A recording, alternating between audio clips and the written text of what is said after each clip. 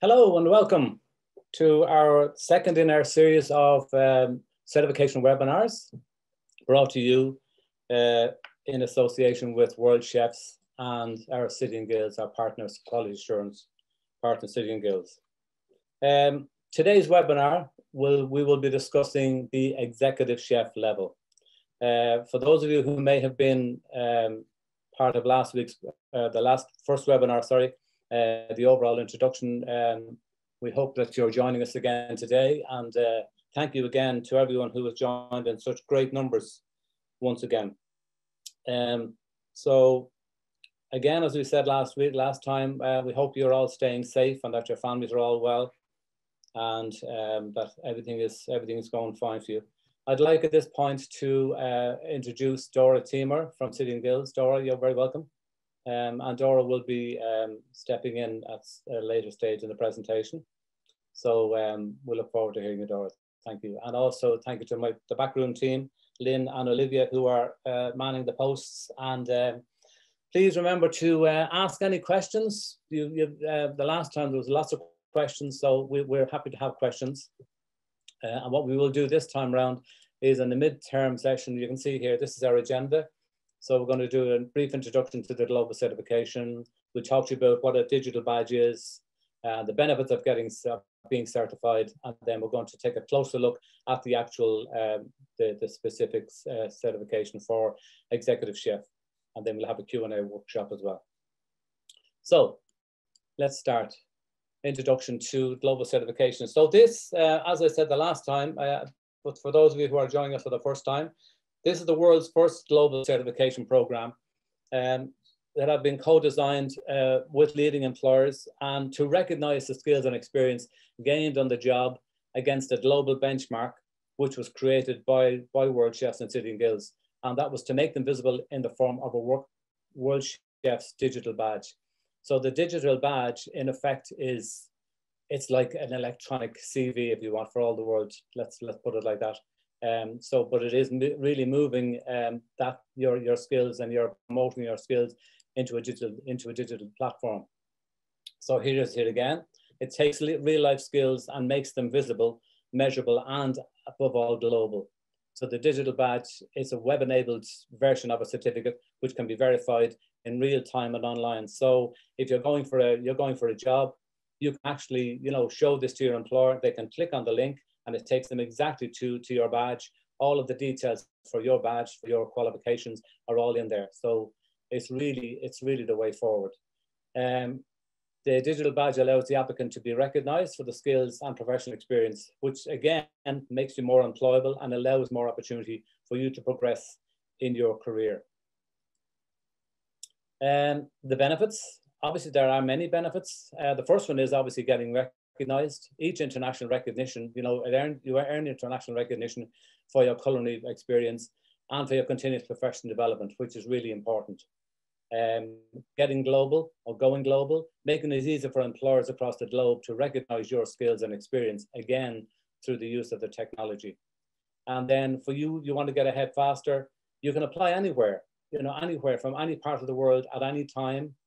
There's no need to take time out to study, for this is not a study program. This is a recognition program. It's an online platform where you submit evidence in support of an application. So we're not asking you to do an exam. We're asking you to document your experience, through photographs, through dishes, and so on and so forth, and all the other requirements to do with the certification. So in effect, you can actually get qualified without even leaving the kitchen. So that's the really beauty about the whole thing. And then we're going to take a closer look here now. So the Worldchefs Certified Executive Chef. So what you have here is, this is the actual, the title of it all. So the holder of the badge is a professional chef with an extensive knowledge and experience of managing food operations. The individual has a proven track record in managing multiple food outlets, service outlets with a culinary establishment, which includes managing and developing people, budgeting, forecasting, and contributing to the implementation of the establishment's strategic plan. The holder of this badge is employed as an executive chef, corporate executive chef, or equivalent. or they actually can be a person who runs their own business. The cost of this certification, as you can see here, is £300. That's in sterling. Moving on. This is what our chefs say. So this is Alistair Goulet. Alistair was certified last year or earlier this year. And this is his quote, which I think is really nice. And he says here that just because somebody hired you as an executive chef does not mean that you are one. He wanted to understand this for himself, and he wanted to test his knowledge and ability that he had learned over the years in his career. And he actually did say that he found the whole experience of the application process very, very fulfilling. And, you know, it got him really to actually appreciate the actual skills. He probably didn't even recognize the amount of skills that he has. But this is another aspect of this, that it actually makes you realize, you know, how qualified you actually are. Sometimes we take it for granted. So the next one then here is, this is the route to certification. I just need to move this thing out of the way here. So the route to certification is where first thing you do, you've gone in, you can click on the link here, Global Certification. It takes you to the link. You then choose the badge. So visiting the website, which is, as you can see up on top here, you must read the certification requirements. Make sure that the certification level that you choose matches the skills and experience that you are actually at. If it's a case that you feel you don't match that level of experience, well, then what you should do is consider looking at the level below that level. So let's say, for argument's sake, you want to apply for a certified executive chef. Really and truly, you need to be working at that level. And then, you know, because it's at that point, then you should be able to fulfill all the requirements. The next step then is where you apply online. So applying online, you then go into the link, you then pay the application fee. You will then receive your access to your online account. The online account we will show you later on, which Dora Timo will take you through later. It's called the Learning Assistant Platform, which is where all the application and the submission of details are uploaded. Step 3 then will be where you have to submit your application. You're going to prepare and upload your evidence. Now, I spoke about this the last time, and I likened it to, you know, us when we're chefs and we're going to cook a dish, we have to gather all our ingredients together. So this is the same thing. You're gathering your mise en place. In this case, you're gathering your evidence, bringing all your evidence together. You're not having to run here and run there. So have it all together. The best way to do this really is to just look at each task and then say, okay, what do I need for that task? And then you gather all the evidence for that task and then go away from it, you know, and come back at a later stage and then resubmit more information. The beauty about the system is that it saves everything automatically. You know, you don't have to go saving stuff. It'll do it for you. So you can do this over a period of time. There's no problem. So once your evidence has been uploaded, your application is then assessed by a team of highly qualified assessors, which are appointed. These assessors are highly skilled, are highly knowledgeable in all areas. So, you know, you don't have to worry about that kind of thing. Judgments will be made, and where it's the case if information is required, well, then you're asked to provide that information. And that again comes through in what we call the contact diary, which we'll talk about later on. Step 4 is receiving your badge. So you've gone to step 3, you've passed step 3. Step 4 is where you're now going to be issued with your digital badge if your application has been successful. It's important that you need to claim the badge. And when you claim the badge, you can then share that badge on your social media platforms, whether it's you know, LinkedIn, Facebook, or whatever you choose to use. So they're the steps for that. So let's take a closer look again here, okay, at the actual requirements themselves. So we look here, we see entry requirements. So the entry requirements are, you must have relevant experience, and the employment status are very important. And just while we're talking about it, we've now just recently, and in conjunction with City and Guilds, our partners, we've agreed now that we will make an exemption for people who have been unemployed due to the COVID-19. We will have that information in the updated handbook, and we will talk about it a bit more later on.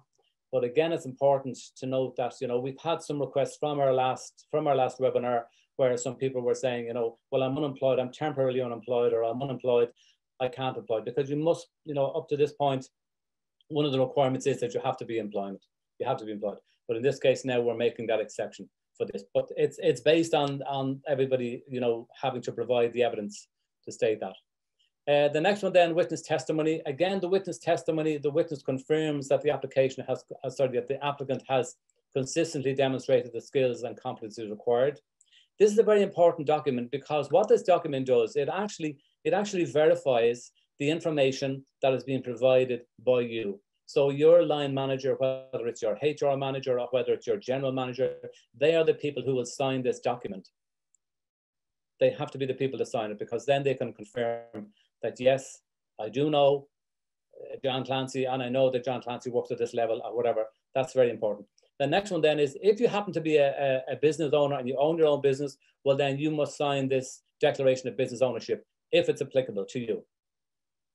The written tasks, these are broken down into these different areas. So you have your culinary knowledge and skills. So this is where you're asked certain questions about, you know, the roles that you play and so on. Your experience working as an executive chef and what they're all about. They're all in there as well. So you have to provide information there. And again, you'll see those in the handbook later on. Badge components. So you have 3 components. You have the core skills, you have the role-specific skills, professional development. So again, we'll deal with these later on when we look at the handbook. And then the documentary evidence. This evidence includes recipes, menus, reviews, competition awards, etc. There would also include HACCP and food safety certificates, which must be current and up to date. Professional titles and certifications achieved. You may submit those as part of your evidence. You're quite free to do so. But it's very important that, you know, all of this evidence that's required is submitted as it is required, because otherwise what happens is your assessor will go back and say, you know, can you please provide whatever you need to provide. Okay, so again, we're looking here at the badge. So this is the closer look. We're looking at the core skills. So these are what we call transferable skills. So work readiness skills in a job role context. They're common across all the badges and they're at a comparable level of responsibility, really important. The role specific skills, these are role related skills. So you're looking at specialist and technical skills required to carry out the role. So whether it's, you know, your culinary skills or whatever it's going to be, all of these type of things, your leadership and how you manage the kitchen and so on and so forth, how you manage the day-to-day running of the kitchen. And then the next one then, the professional development. This is very important as well. It's about learning and training, understanding of the progression of career opportunities for you within the industry, right? That you know where you're going. You know, are you happy to, are you content with the position you're in? Are you prepared to, do you see yourself moving forward? And how do you do that? Also then, any training or learning programs that you've undertaken, how have those learning and training programs contributed to your work, to your team? Have you passed that knowledge on to those people? This is really important as well, because you're showing here, you're showing leadership as well. This is what it's about as well. Okay, so we're going to take a closer look now. As I mentioned before, we're going to look at the handbook. So the handbook is very important. And it's really important that you read this handbook before you even consider, you know, applying for any level. So what we're looking at here, let me just click on this here, and it should open hopefully. Okay, so what we have here is we've selected the executive chef level. So then I click on the more information button here, and it takes me then to the handbook. Just give it 1 second now, the handbook should load, hopefully. Come on.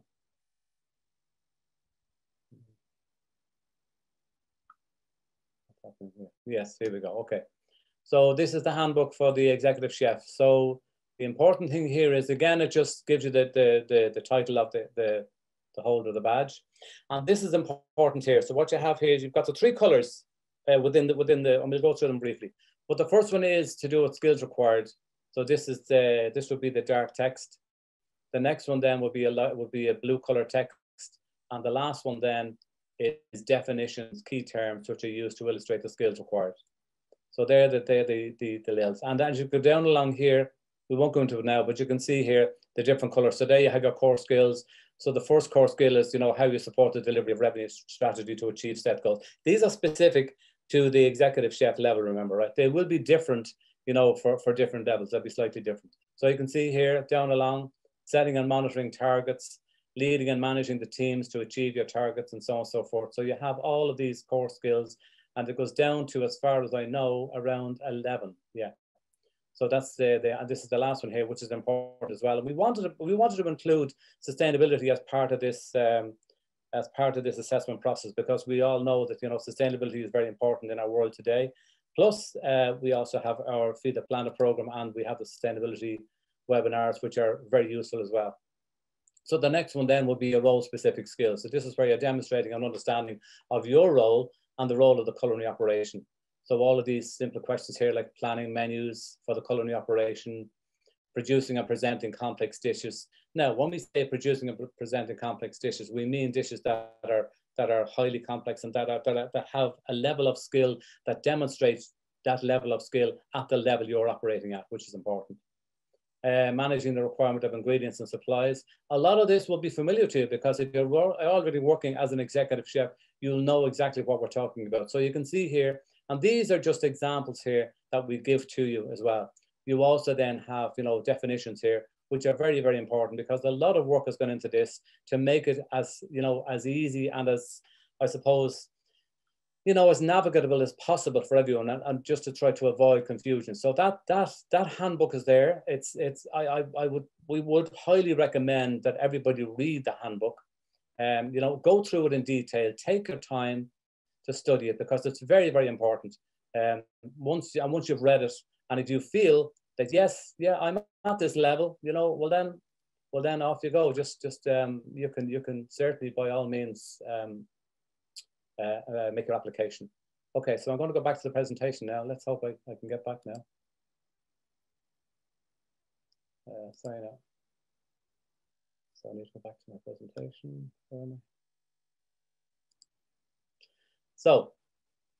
So this is that was the actual handbook. So I hope that we'll have some questions there. I think at this point, what I might do is we might just pause for a minute and just see, because I know there's quite a lot of participants, and I'm just looking, I see 18 Q&As here. So maybe we just, at this point, should we take a few Q&As here? So let me just look and see what's coming in. I don't know why I can't see them. John, do you want me to take some of the questions? Yeah, I'm just wondering, I don't know why I can't, they're not clicking in for me for some reason. So maybe, I'm not seeing them. So there was one question around, which is somebody who would have been certified back in 2018. How do they access the digital badge? It might be worth pointing out that we also published the latest version of the FAQs, which is a very comprehensive version of the FAQs. And I believe we put the link into the chat. And John, once it appears, I think it's at the bottom, or we can also share the screen. John, can you see the chat? The chat box? I can't see. No, I'm not looking at chat box. I'm looking at it differently. We are going to republish that link in the chat box, and it's also on the website. So when it has just popped up. So if anyone would like to have a look at all the FAQs, which are addressing some of the more logistical or operational questions, then you are able to click on this now. If somebody has got their certification and they haven't yet claimed the badge, they can get in touch with Worldchefs at the certification email address, which is also in the FAQs, and then we will be able to reissue them with a historic badge. Yeah, okay. John, would you like me to read out the next question if you can't see it on your screen? Okay, for some reason I can't see them, I don't know why. There was one, my question was, sign up, you can support her for the guide. There's a question on the Worldchefs Academy, so we will take it outside this webinar because we are now trying to focus on the Executive Chef one. Okay. Then there was a question, what about newbies? I assume that Chef Zarali is asking about somebody who's working at a lower level as opposed to the Executive Chef level. So you may want to check out the previous webinar where we gave an overview of the framework. Digital badges are available from Commis Chef level up, and the tour that John just gave around the handbook, the exact same process can be applied to all of the other badges. So all the badges will have a handbook behind, and the handbook will have the same standards and the requirements outlined, which should be read before an application is made. Cool. Yeah, very good. Then, John, there's a question that I work for a year as an executive chef. and now I am working as a head chef. Should I apply as a chef de cuisine or should I apply as an executive chef to prove my experience? So they worked as an executive chef before, they are a head chef now. Yeah. And the question is which level they should apply for. Well, I mean, yeah, it's an interesting one. I think, I mean, if they've already worked, well, if they're not currently working as an executive chef, they're working as a head chef. So, I mean, that's like, that's the equivalent to our chef de cuisine. It is, yes. Certification. So they would look at that chef de cuisine certification. If that's the level that they feel comfortable with, well, then that's the level they should apply at. Yes, because the badges reflect the level of employment and experience that they can evidence at the point of the application, yes. Yeah, that's true, yeah. Then okay. There's a question whether there's a application fee, it's a one-time cost or is there a renewal? Yes, it's a one-time fee. So you pay the fee only once, and it's a lifetime certification. So yeah, one time only. And sorry. And there was a question from somebody who applied on the previous platform OBA and they paid the fees, and the question is what happened. So that's something, again, we can pick up, we can go back to that individual. If that individual contacts us, yeah, absolutely, exactly. to see whether they have finished that. If somebody completed the certification on the previous platform, they would have received their badge from the current platform, but we will address that individually. Yeah, they would have also received information from us as well, asking them to complete if they hadn't completed. But look, yeah, we can take that up at a later date. Yeah. And then there's a question, John, around how long does it take to get the results once the submission has been made? Well, we turn it around. We turn it around in around a week if we can. But then again, that depends on, you know, I suppose there are two. As you know, there are two. You know, we have a first submission, and then once the evidence has been renewed after the first submission, if further evidence is required, well, then they will receive that information through the contact authority. They then must provide that information. So really, it is really down to the candidates themselves. You know, I mean, in the first instance, if they provide everything and all the information, all the evidence is accepted, you know, it could be, I suppose, it could be done in 4 weeks. You know, but we don't really pin ourselves to that time because, you know, it's flexible, you know, for both sides, I think. But I think for the candidate, I think that it's really up to them. The sooner they get the information in, and I mean, the more information they give, the more appropriate the information is, the correct information, well, then it's easier then to, you know, it's easier then to sort of put the process through quickly. If it takes longer as a result of having to, you know, provide more evidence, well, then that's really down to the candidate. And again, once the evidence has been received, it is reviewed within 5 days. 5 working days, yes. Yeah, 5 working days, yeah, 5 working days. Yeah. And I think the point, John, as you already made earlier, that there's a lot of flexibility around the application process, because absolutely. You know, the main reason is to make it workable and manageable for all the busy chefs, because we know that, you know, they work very long hours. So it's really down to how quickly the person would like to complete. And we have to take cognizance of that as well from our side as well. Absolutely. Yeah. Then the next question is that after that I click on the badge, how can we pay the fee? So I think, John, maybe it's the next step. So once the handbook has been looked at, what should they do next? Well, once they've looked at the handbook, what they're going to do is they're then going to, if they want to select that level, they go in, they click on pay the fee, and then they're taken through the steps. They follow those steps. Once those steps have been cleared, they will then receive an email back confirming that their account has been created, and then they have a link into the Learning Assistant platform. They go in, and the first thing they have to do is click the candidate declaration form, and then they can proceed to upload their evidence. But my advice would be, first of all, to look at the tutorial videos that we have placed in there in the resource files. Look at those, you know, because again, they're very interesting and again, they kind of give you guidance as to the next steps of what you should be taking. Don't just jump into it straight away, you know, take your time. And John, I think another point is that there is actually a PDF document with a very detailed step-by-step guide. So as well as the videos, there is a guide, and I always call that guide the Bible, because it really tells you exactly what you need to do. So please do take your time. Exactly. Then another question is that would I or could I get qualified if I don't have experience in competitions? Well, of course they can, because I mean competitions are just one. They're just one aspect that we would look for. you know, they're not necessarily, people don't, I mean, you know, I'm sure that there are applications that come through that are not, that they don't, you know, participate in competitions. So, you know, I mean, if they fulfill the criteria, well, I mean, competitions are just one criteria that we've included in there, because we know we have a lot of chefs who are very, you know, active in competitions. And, you know, I mean, winning, and that was why we wanted to acknowledge the fact that, you know, Worldchefs run global competitions. So we have our own competitions, which are, you know, globally recognized across the world, in many different countries. So if somebody is winning a gold medal in there, like, let's say for argument's sake, if a chef wins a gold medal in ICA is the Culinary Olympics. You know, you couldn't ignore it. You know, so the fact is, we wanted to acknowledge that achievement as part of their professional progression and their experience.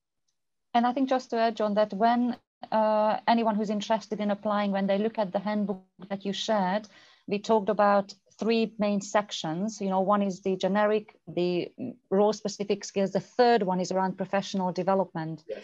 When the chefs look at the professional development description and requirements, there they will find examples of what can be accepted for professional development. Exactly. Competitions being one of those, but not the only ones. No, yes. No, absolutely. Yeah. Another question is around employment certificate. So is employment certificate evidence is enough? So maybe, John, you could just explain or just quickly summarize the type of evidence, you know, that would be considered, so that we can have a holistic view of the person's background. Well, I mean, obviously, what we asked them to do is, as part of their initial application, they're asked to tell us about themselves. So they must provide us the evidence that's required. I think the witness testimony is very important as well. If they provide, you know, the evidence in the witness testimony, and if they meet all those requirements in there, and they have been signed off by a manager or by your managing director, that's, you know, that's important as well. We need as much information as we can get from these people. And there was somebody who's giving us a really good example, Ian Innes.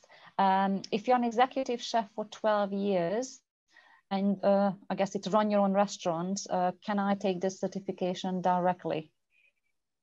So it's somebody who's been an executive chef for 12 years. And I think there's a word missing, but I think it's they run their own restaurant. Can they apply? Absolutely, yeah. Because I mean, you can, as we said in the for the executive chef, they can, if they're a business owner, yes, of course they can apply, no problem. What they do is for the witness testimony, what they do is they sign the business owner declaration, the business ownership declaration form, to confirm that they are the owner of the business. And maybe, John, in a few minutes' time, we can show the next level of detail in terms of the system. Yeah. So let's take a few more questions. So there was a related question, which is how many years of experience is required for somebody to be able to apply? Applied for I guess for each level. You know, that's a generic question. That we get up, but I mean, you know, I would assume that, you know, if somebody is working as an executive chef, you know, I would think that, you know, they'd want to be working there for at least 4 or 5 years at least in that role. Would you think? Yes. And what we are looking at, again, John mentioned, and we will show you the system in a moment, that there's one section which is asking about the person's professional background. So we are asking them to tell us where they worked over the last couple of years. How have they got, yeah, exactly. And how have they they must be able to document how they've got to where they are today, you know. But I think what we recognize is that some people might be able to get to that point quicker than others. So there's no one set of years. At the same time, when you look at the handbook, it does require a really wide range of experience. So we will be looking for evidence of all of those aspects, and that will come after several years. It could be 5, it could be 7, it could be 10. Yeah, absolutely, yeah, totally. Then there's a question: what is the most important for a general executive chef? So I guess it's probably asking about, you know, the key distinguishing factors, John, between somebody being a chef de cuisine and being an executive chef. You know, what makes the two levels different? Well, I mean, as we say in the handbook, the executive chef is a person who's running the operation. They're in charge of the whole operation. I mean, they could have, you know, what we call, you know, sous chefs, or they could have executive sous chefs, below, you know, as part of that team. But they're the person who is the leader of that kitchen. So they have to be able to have, they have to have leadership skills. They have to have culinary knowledge. They have to be able to have all these different skills, you know, be able to manage the operation effectively and as efficiently as possible.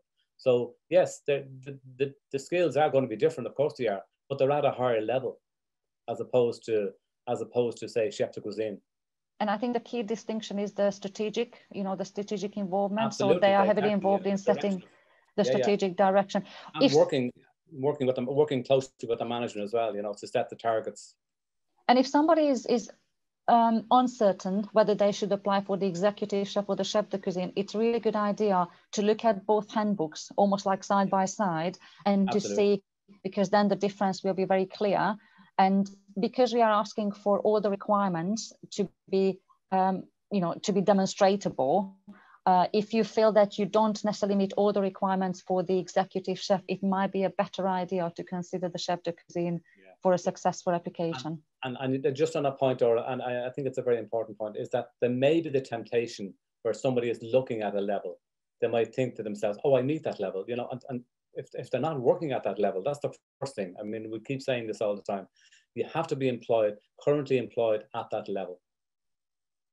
And there's another one, John, which is really relevant, and I know we keep getting that question quite a lot.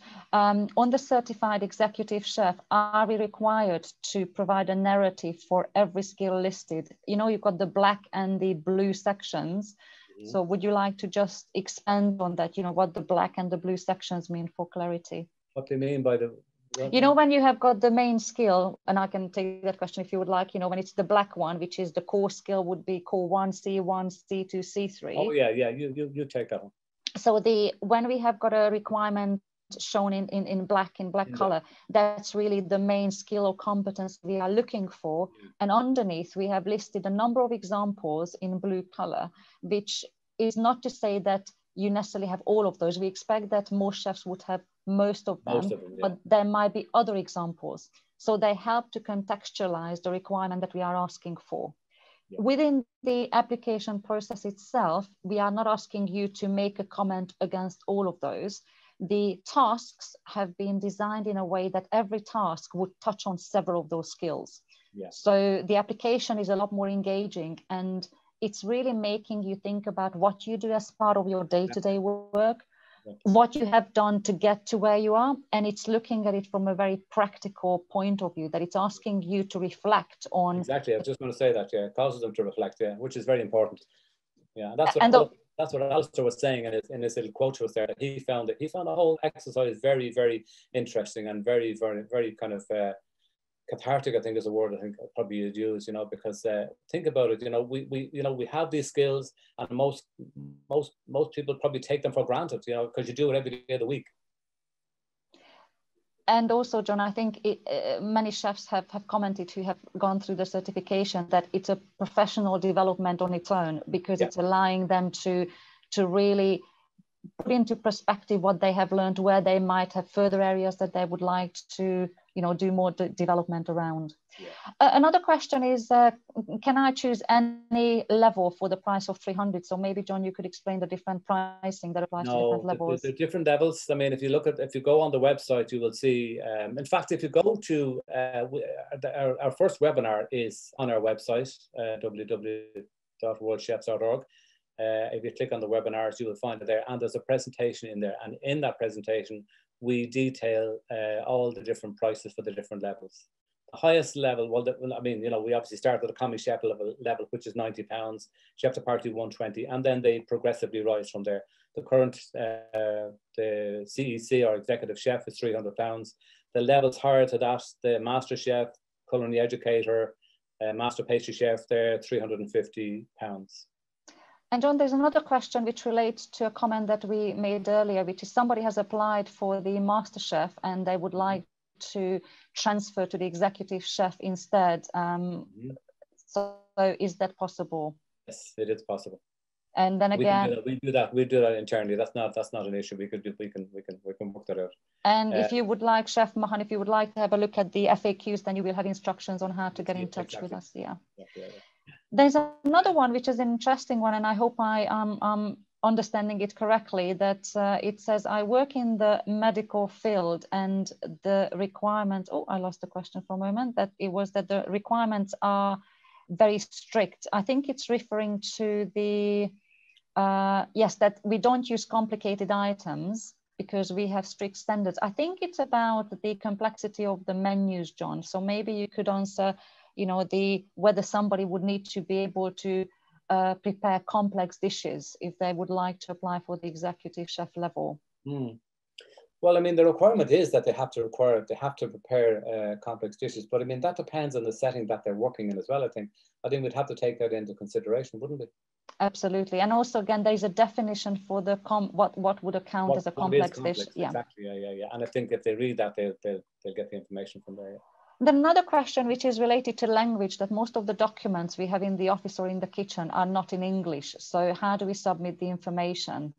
Well, I mean, the information, I mean, we've only got it in the English, so we have to accept the applications in English. And John, just to say that we will accept evidence, and again, it's covered in the FAQs, we will accept evidence in a language other than English, but then the applicant, they need to provide a translation. It doesn't have to be an official government approved translation, but we will be doing a vetting on the on the answers provided. Okay, so would it be a good point just to do a quick tour of the system itself, and then we can come back to the questions, John? I think so, yeah, I think we might do that. So let me just go to the next slide. Okay. So in the next couple of minutes, we will just give you a quick tour, or if you are tuning in for the second time, a quick reminder of what the system itself looks like. So this is taking you from the point of having made the decision to apply, you have made the payment. And once you have made the payment, you will then receive a welcome email from Learning Assistant. And again, John has already mentioned Learning Assistant is the name of the assessment portal. The assessment portal is branded as City and Guilds because we are the City and Guilds is the quality assurance and certification partner to Worldchefs. And that's the login screen that you can see. So John, we can jump on to the next slide, please. Okay. Thank you. And again, this is your welcome page where you see the Hello You on the left-hand side. This is what you will see when you log in. The example on the slide is for the chef de cuisine. And again, what you would need to look out for if you have applied for the executive chef level, that the black bar reads executive chef. If it's not for whatever reason, then of course, get in touch with us and we can easily transfer you to the correct level.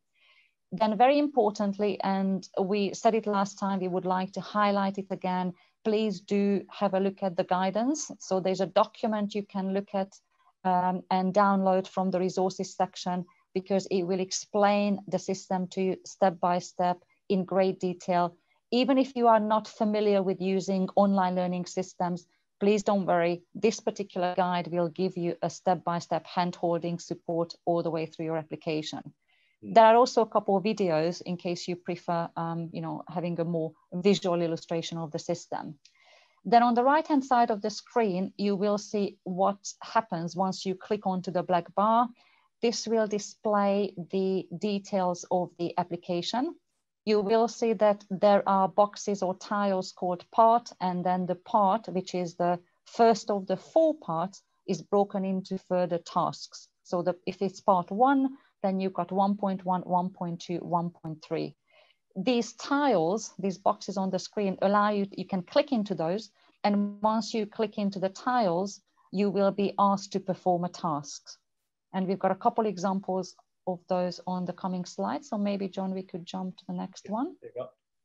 Well, but before you do that, of course, you know, John has already mentioned, and this is a really good reminder, the guide will ask you, before you start working on your application, please make sure that you sign the declaration. And this declaration is a confirmation of the fact that everything that you will be uploading is your own work, and you have produced the dishes that you are taking photos of, you have obtained the witness testimony. So it's really your own declaration that everything is true and accurate. Yeah. Next one. Yes, please. And then, as I mentioned, once you are starting to work on the tasks, you either will be asked to reflect, well, firstly, you have to provide personal details. So we will be asking for information around who you are, where you work, your professional cooking experience. So this speaks to some of the questions we've already had. This will help the assessors build a picture of the person's professional background. And also the same online form will be used when we are asking you to provide information on specific aspect of the skills that we are looking at. So for example, we might ask you to comment on how you've gone about setting your budget. It might be around how you set out the strategy for the business, how you look at the, the customer profile that you are going to be preparing dishes for. So there will be an opportunity for you to complete an online form. You don't have to complete everything in one go. John has already said that you can return to the application at any time. So you can just save the answers you've given, you can think about your answers, you can come back, you can edit it. So you can spend as much time as you would like before you make your first submission. And I think, Dora, just at this point as well, it's probably important to note that, they were talking about, somebody asked a question about a narrative. I mean, the more information they can provide for the question, the better, Absolutely. Because, yes. Definitely would help. Absolutely. I think it's what we also said in the introductory guidance is that there are two opportunities for somebody to make an application. You've got the first application, which is once you have completed all the tasks, you will then submit your evidence. And then there will be a second opportunity, which will allow you to make any corrections or submit any information that either might be missing or needs a little bit more explanation. So we really strongly recommend that you take as much time as you need to make your first submission as complete as possible. So hopefully, if you follow the guidance and if you answer all the questions, you might not need to make a second submission at all, which is of course best case scenario. Yeah. Now, given that we are looking at the culinary badges today, a key part of the application is about uploading evidence. And the type of evidence that needs to be uploaded might be, John already mentioned the witness testimony, which we'll show you in a moment. It might be, or it will be a range of photos. And those photos will be dishes that you will be asked to prepare. Again, the guidance will be provided in the application. What are the requirements for those dishes? But you will be asked to provide photos and also menus and recipes. And all of those will be ready to be uploaded under a tab called your evidence folder. And the instructions are in the guide document that we highlighted to you. And John, if you jump to the next slide, please. John, could we have the next slide, please? Thank you. Yeah, sorry, you dropped out there. Sorry. Oh, did I? So if we could just jump on to the next slide. Okay. Thank Sorry, you. Dora, just kind of go back on that one there. Just on this one here. It's important too, I think, just to tell for the candidates to know that they can actually monitor their progress as well here, which is important. Absolutely, and I think we've got a live example where the colors will change, yes, or the color on the wheel will change as you make progress on your application. So it will start with a gray one, and as you are completing the task, the light blue, which is called started, which is difficult to see, but the percentage will increase. And if you follow the guidance, then you will get to a point where you can say, I've uploaded everything and the evidence is ready to be submitted. Then it will turn darker blue. And depending on whether there is more information required, it will be either green or mustard yellow. Or mustard, yeah, exactly. And again, we'll have a nice screenshot later when if everything turns into green, then you've done a great job. You are ready to be certificated and to receive your badge. If anything is in yellow, that means that you may need to provide more information, or there might be something that's missing from your application. Okay. Cool. And then on the next slide, we'll have an example. We've already mentioned several times the witness testimony and the declaration of business ownership. So it will be one of these two documents that applicants will need to upload. The witness testimony will be used if somebody works in an operation where they have a line manager. So they would have a boss, they would have an owner that they report to. And the witness testimony effectively reflects the content of the handbook. So in the handbook, you will see the requirements that we would assess the applicants against. In the witness testimony, somebody who's in a position to comment on your professional competencies will be asked to confirm that they have seen you demonstrating the skills and the competencies consistently. So this is paid. Yeah, sorry, Dora. It's important as well. Sorry, excuse me. It's important also to note that whoever that person is, they must be senior to you. It cannot be somebody below your level. Absolutely. So there's on the first page where you've got the witness guidance, we've got 3 bullet points setting out who can be the witness. And this is only the first page. When you go into the live portal, there's a second page where you have got the requirements set out. And we also require a signature by a person that we call a counter signatory person. So if your main witness is your line manager, then there would be somebody, it might be the HR manager, it might be the general manager if you work in a hotel, it might be the restaurant owner. So there are 2 people who will need to testify that the skills which are required are those that they have seen you demonstrating. Yeah. If you do run your own business, which of course happens very often when somebody is working at this level, then instead of the witness testimony, you will be asked to complete what we call a declaration of business ownership. Yeah. And this is a self-declaration effectively. So this is you confirming that you are demonstrating, you are undertaking the tasks which allow you to use the skills and competencies required for the certification. And on this form, we are asking for details of your business, which we will be double checking as well. Yeah, and that's an important point as well, to say that you know, that the evidence can be and will be checked if necessary. Absolutely, we do check on the evidence, and that's why the declaration which we showed you earlier is so important, because if we find that the information that has been submitted is not true, then we would need to seek further clarification. Yeah. Yeah. And then, okay, John, we can go to the next one. So this is, we mentioned that the colors will change. So yeah, this is a really nice example of what happens, or what we will see on the screen once you have completed all the tasks and you have submitted all the tasks. So you will be able to see that the tiles have all turned dark blue. Yeah. And then, John, if we jump to the and it is important at this stage that they have, you know, they must ensure that all of these have been completed. You know, they can't submit, they can't click the declaration again once if these aren't submitted. It won't let them click the declaration. Am I right? Absolutely, and we strongly suggest you don't do that, because if once you make a first submission, remember you only have one more opportunity to make any corrections. So if your first submission is incomplete, then it would actually be sent to you straight away. So you have just wasted, is not the right word, but actually you have just used up a very important opportunity. Yeah.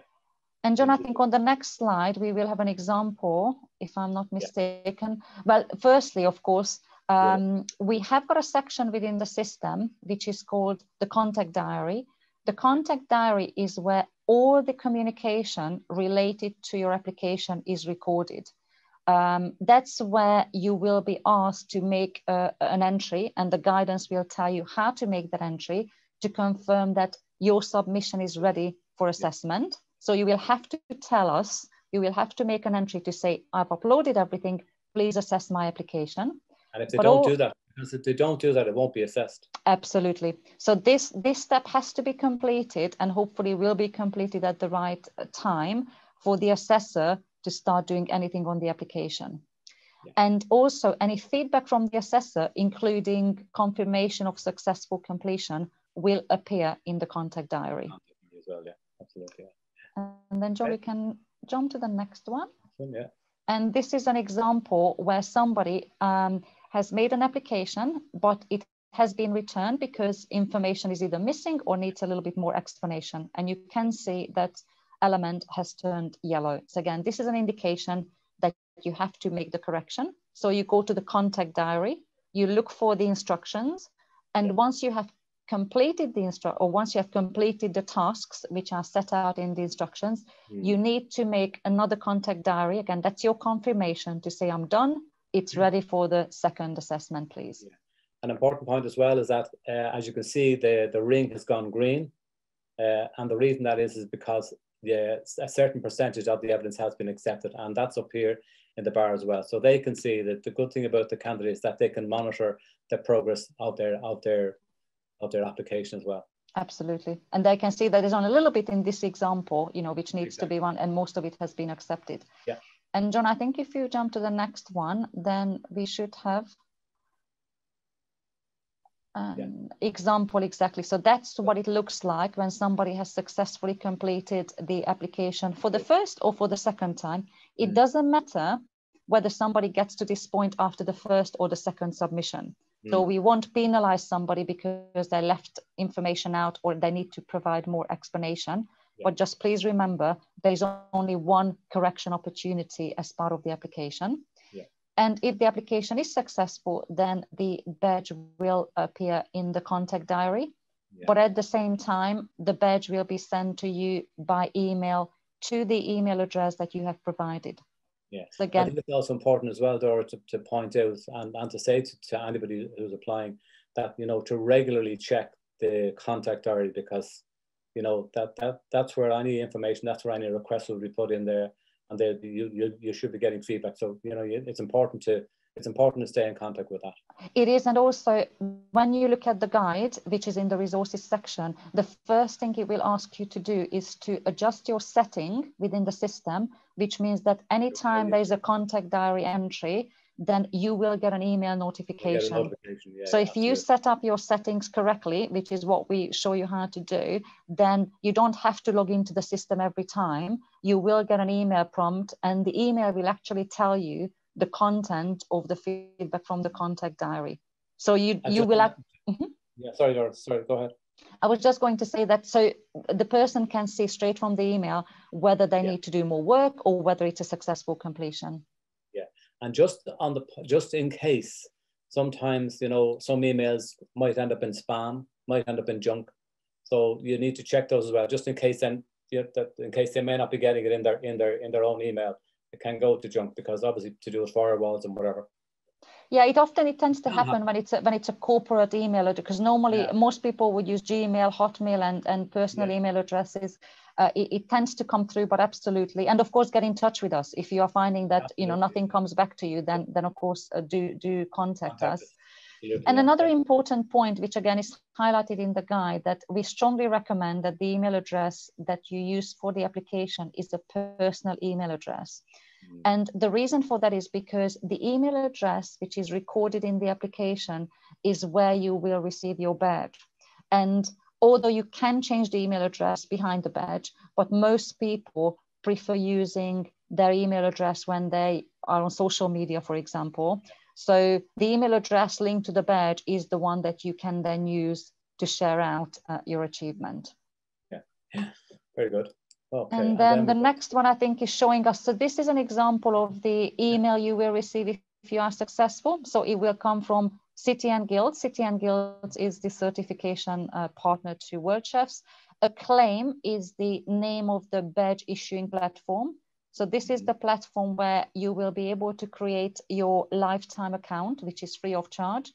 And that will be your account where you can start collecting your badges as you move forward in your career. Yeah. Very important, when you receive the email, please make sure that you do accept your badge. So the email itself doesn't make the badge live. You need to click on the accept the badge. That will prompt you to create your online account. And then in that account, you will be able to turn your badge live. And from that point onwards, you can choose to share your badge as you wish. And this is the actual badge. These, if you like, so the skills that they see. Absolutely. So a prospective employer can actually click on this, and this is what they will see. And importantly, so at this is what the badge looks like to the outside world, as John has already showed you earlier. At the top, you will be able to see a description. So anyone can see what the badge actually represents. So it's an explanation of what is the international standard for a certified executive chef. Below that, you will have a number of boxes. We call these the skills tags. Now, they serve two purposes. One is that they will be able to give a quick summary of the type of skills that somebody who's successfully certified has demonstrated. Secondly, those skills tags linked to job opportunities in a number of countries. So you will be able to click across to a range of jobs which are being advertised. And then finally, a very exciting new feature is going to be launched very soon. There will be an opportunity for those who have achieved the badge to then also download a PDF certificate, which will be an additional piece that they can add to their portfolio, and also they can use as part of their professional development, or they can very proudly, of course, you know, print out and frame and put it on the wall of their restaurant or kitchen. Yeah, should be coming soon, as I say. Okay, so then this is just this is where they're displaying uploading their badge, which I think is quite a nice example, isn't it, Dora? This is the LinkedIn example. That's right. Yes. So you can share once you have claimed your badge, you have got the opportunity to share it on a number of social media platforms. You know, you can put it on Twitter, on LinkedIn, on Facebook. So it's a fantastic way to give an instant visibility to your skills. And very importantly, somebody might think, well, anyone could copy, you know, the badge image. But of course, the value is that once you click on the badge, if it's a real badge, it will take you to the screen that we've just shown you. So it will actually take you to a highly secure portal, which will display the person who achieved the badge, the name, when the badge was issued. And if the badge wasn't earned, then the link, of course, will be broken and it can't be verified. Yeah, and then we have the same. We'll have the same sort of attribute on the certificate as well, will we? Yeah, absolutely. Yes. Yeah, which is great. Yeah, I think that's important. Yeah. Okay, so I think thanks, Dora, for that, and I think we've gone into a lot of really good detail there. So I'm hoping that people who are listening to us will have taken on board what we've just presented. So if there are any further questions, I do believe there are questions here. I'm looking here and I see 74 Q&A. So again, for some reason, I can't see these questions. John, I mean, given that I think we are almost out of time, we could do, and I think we should do, and we will do what we did the last time, which is we take all the questions and we will see whether they have already been covered in the FAQs or whether they would be new questions. I'm sure that there will be a number of new questions, so we will be adding those to the FAQs.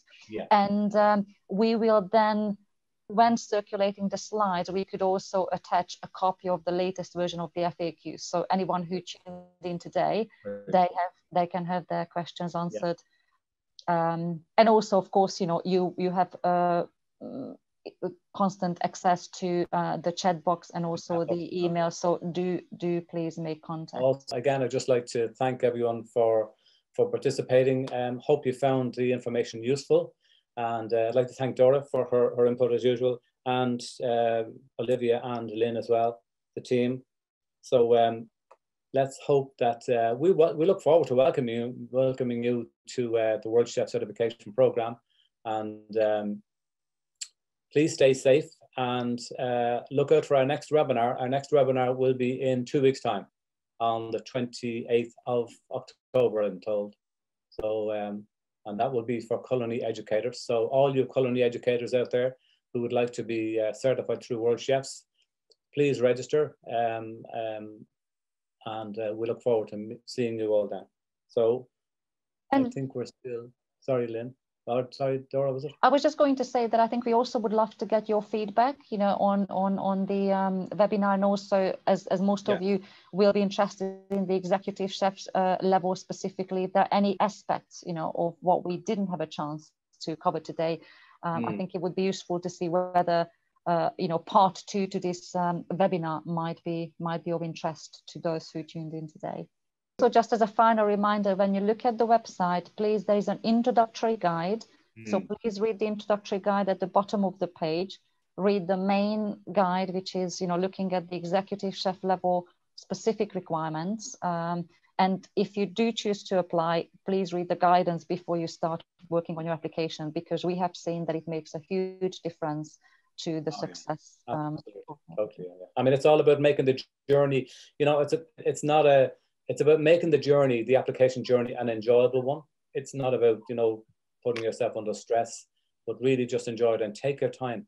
You know, that's really important. Take your time. Okay, so I think that's that brings us to the end. And again, I see a lot of people still online, which is fantastic. So please go to our website, www.worldchefs.org/global certification. And you'll get all the information there. You'll see the handbooks. You can see the different levels. And you know, again, thank you for sharing, for allowing us to share our program with you. And let's hope you all stay safe. And take care. Bye bye. Thank you. Bye everyone.